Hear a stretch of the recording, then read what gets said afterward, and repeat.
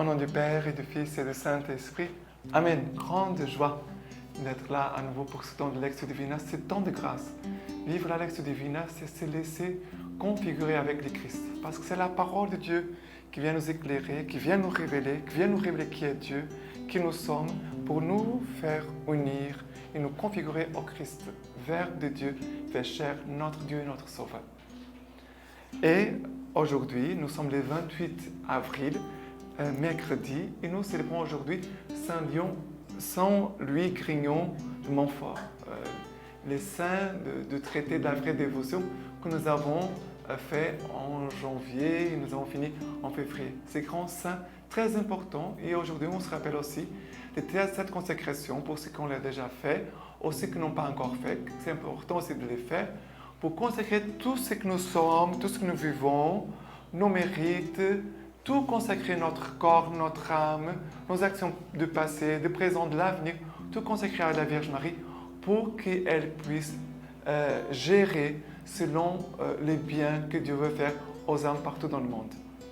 De renouveler aujourd'hui cette consécration à la Vierge Marie de tout notre être, de toute notre vie, notre fondation, notre vocation, le présent et l'avenir.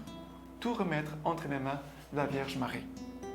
Et la première lecture d'aujourd'hui, c'est Actes des Apôtres, chapitre 12, verset 24 jusqu'au chapitre 13, verset 5. Cependant, la parole de Dieu croissait et s'est multipliée. Il y avait dans l'Église établie à Antioche des prophètes et des docteurs. Barnabé, Siméon appelé Niger, Lucius de Cyrène, Manahem, ami d'enfance d'Hérode, le tétrarque, et Saul. Or, un jour, tandis qu'ils célébraient le culte du Seigneur et jeûnaient, l'Esprit Saint dit, « Mettez-moi donc à part Barnabé et Saul en vue de l'œuvre à laquelle je les ai appelés. » Alors, après avoir jeûné et prié, ils leur imposèrent les mains et les laissèrent à leur mission. Eux donc, envoyés en mission par le Saint-Esprit, descendirent à Séleucie, d'où ils firent voile pour Chypre. Arrivés à Salamine, ils se mirent à annoncer la parole de Dieu dans les synagogues des Juifs. Alors, ici, ça commence le passage d'aujourd'hui. La parole de Dieu croissait et s'est multipliée. Mais cette parole doit grandir et se multiplier déjà au-dedans de chacun de nous.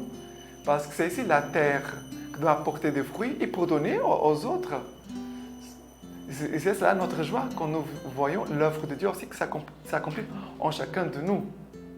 Et après, qu'est-ce qui se passe? Les disciples, les apôtres, ils se laissent conduire par l'Esprit Saint. Ils se laissent conduire par l'Église. Alors, qu'est-ce qui se passe? Ici, il y a l'Église qui est établie à Antioche. Il y a les frères qui sont là. Il y a aussi la présence de l'Esprit Saint. La présence de l'Église et l'Esprit Saint. Et l'Esprit Saint qui parle à travers les membres de l'Église. À travers le corps de l'Église.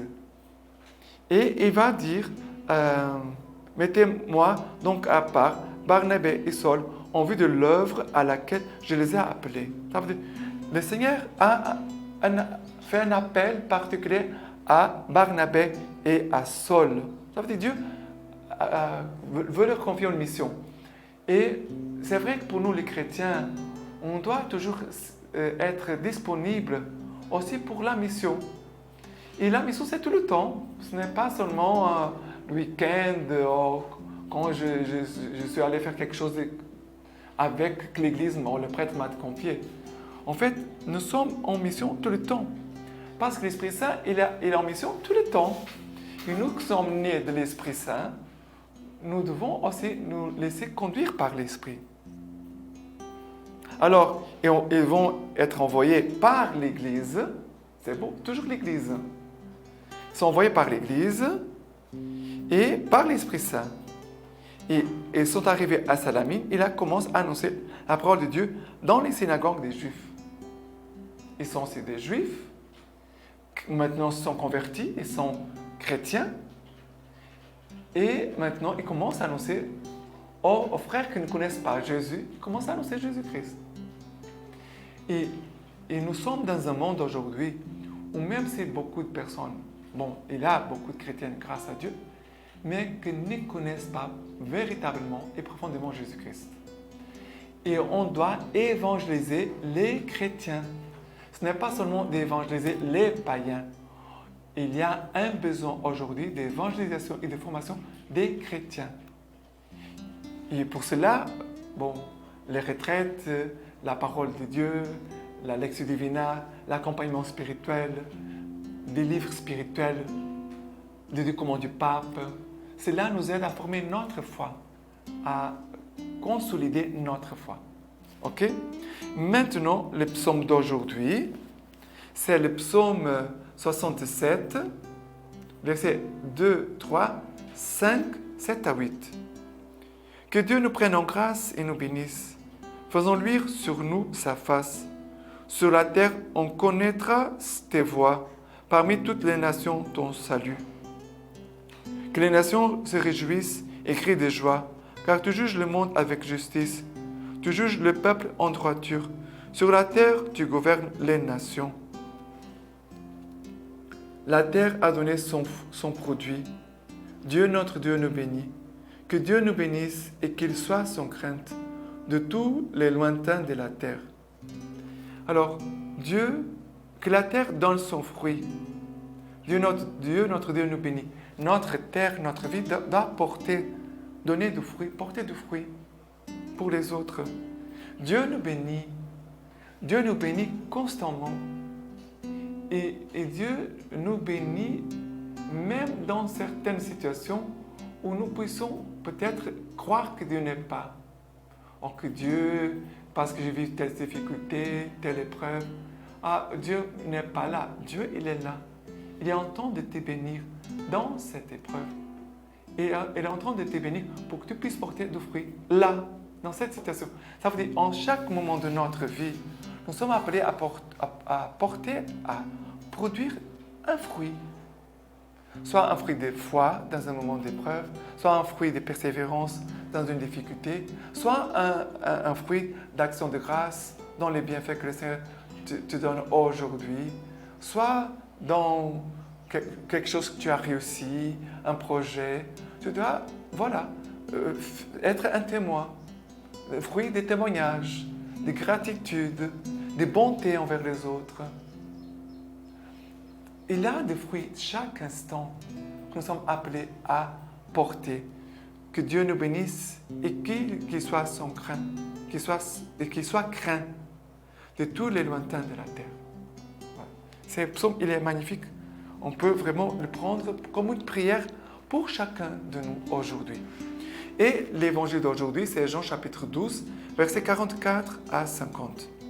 Jésus s'écria et dit, « Qui croit en moi, ce n'est pas en moi qu'il croit, mais en celui qui m'a envoyé. Et qui me voit celui qui m'a envoyé. Moi, lumière, je suis venu dans le monde, pour que quiconque croit en moi ne demeure pas dans les ténèbres. Si quelqu'un entend mes paroles et ne les garde pas, je ne le juge pas, car je ne suis pas venu pour juger le monde, mais pour sauver le monde. Qui me rejette et n'accueille pas mes paroles à son juge. La parole que j'ai fait entendre, c'est elle qui le jugera au dernier jour. Car ce n'est pas de moi-même que j'ai parlé, mais le Père qui m'a envoyé l'a lui-même commandé. Que dire et de quoi parler. Et je sais que son commandement est vie éternelle. Ainsi donc, ce dont je parle, tel est le Père qui me l'a dit, j'en parle. Voilà, c'est quelques versets du chapitre 12 parlent de Jésus que parle le Père. Et le Père parle par Jésus, par les œuvres que Jésus a accomplies. Cette communion, cette unité entre Jésus et le Père. Et le Père, c'est le Dieu qui a tout créé, le Père qui a fait des alliances avec Abraham, Isaac, Jacob. C'est le Dieu d'Israël, le Dieu qui a cheminé avec le peuple, malgré ses infidélités, malgré ses éloignements. C'est ce Dieu qui n'a pas abandonné son peuple, qui est venu toujours à sa rencontre et qui envoie Jésus-Christ comme le plus grand signe d'amour, Dieu qui se rend visible, proche, qui vient parler au cœur de l'homme. S'approcher de Jésus, c'est s'approcher du Père. Connaître Jésus-Christ, c'est connaître le Père. Mais connaître Jésus-Christ, c'est connaître sa parole, c'est connaître sa volonté. Comme Jésus dit ici, qui me voit celui qui m'a envoyé. Nous sommes appelés à contemplation. Regardez dans notre vie spirituelle, il y a notre vie de prière, mais il y a aussi notre vie de contemplation. Notre vie de contemplation, ça veut dire se mettre en présence de Dieu. Se laisser toucher, visiter par la parole. Laisser la parole de Dieu retentir au-dedans de nous. Laisser cette parole prendre la place en nous. Et ne pas tout de suite, déjà, l'homme a la tendance toujours de passer devant Dieu, se mettre devant Dieu. Et Dieu doit courir derrière nous. Non, laisse la parole résonner en toi. Laisse-la comme illuminer tout ton être intérieur, ta vie, ta vocation, ta mission, tout ce que tu vis. Ok? Et cette parole que le Jésus nous donne, elle va être notre juge. Jésus dit, ce n'est pas moi que je vais vous juger, mais c'est la parole qui sera votre juge. Parce que la parole, c'est elle qui va nous dire, mais je t'ai parlé, Dieu nous parle. Mais qu'est-ce que tu as fait de cette parole que tu as écoutée? Qu'est-ce que tu as fait de la parole de Dieu? Tu as adhéré, tu as fait un effort de conversion, tu as fait un effort de vraiment la mettre en pratique. Ou seulement tu as laissé la parole, tu as pris seulement ce qui était pour toi ton intérêt. Voilà ce que Jésus nous donne. Jésus dit, je ne suis pas venu pour juger le monde, mais pour le sauver le monde. Mais qui me rejette et n'accueille pas mes paroles a son juge. La parole est amour, oui. La parole est résurrection et vie, oui. Mais la parole aussi, elle sera notre juge. Et pour finir, la lecture patristique d'aujourd'hui, de Saint-Hilaire, de même que je vis par le Père, celui qui mangera ma chair vivra par moi. C'est véritablement le Verbe s'est fait chair, c'est véritablement aussi que nous mangions le Verbe incarné en communion au banquet du Seigneur. Comment ne doit-on pas penser qu'il demeure en nous par nature? Ceci enseigne la parfaite unité réalisée par le médiateur, tandis que nous demeurons en lui, lui-même demeure en nous.